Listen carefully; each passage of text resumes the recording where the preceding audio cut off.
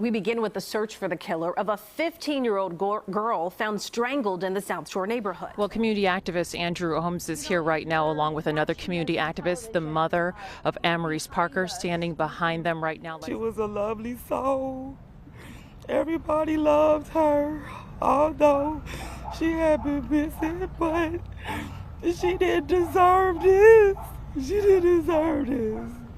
And the person that did this, you need to just give it up because God got you, gonna get you anyway.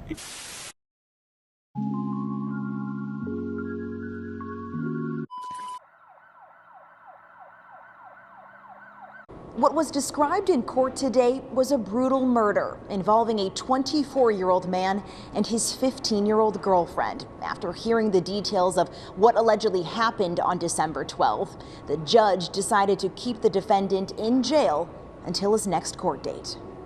Days before, 15-year-old Amarise Parker was found strangled. She had called her mother to pick her up at her boyfriend's South Shore apartment after she says he refused to let her leave. Her mother did pick her up, but Parker eventually returned to 24-year-old Joshua Williams' home on December 11th. According to court documents, neighbors reported hearing arguing that night. The next day, Williams called his cousin and a friend, saying Parker wouldn't wake up. They called 911, and paramedics found Parker dead from asphyxiation and strangulation, later finding a necklace lodged in her throat, cuts and scratches on her neck, and her windpipe crushed. Court documents state Williams' Google history shows more than 50 searches relating to strangulation and murder, including how to explain an asphyxiation death and the penalty for murder.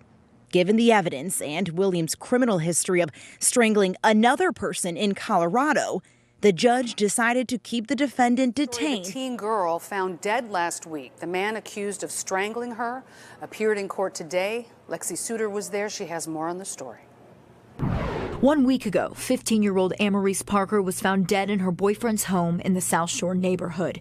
Now today, we're learning the devastating details behind the crime.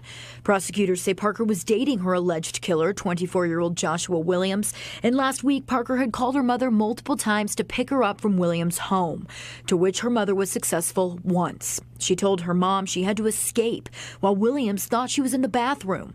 But when her mother left their home to run an errand, Parker went back to Williams. It was that day, December 12th, she would later be found dead. Neighbors in the apartment complex reported hearing the couple fighting. Then around 7 o'clock that night, Williams called his friend for help, who then called 911.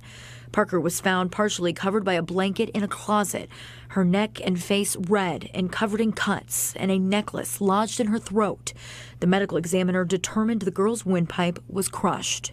The defense says Williams is not at fault and that he woke up with Parker unresponsive, so he called his friend out of fear.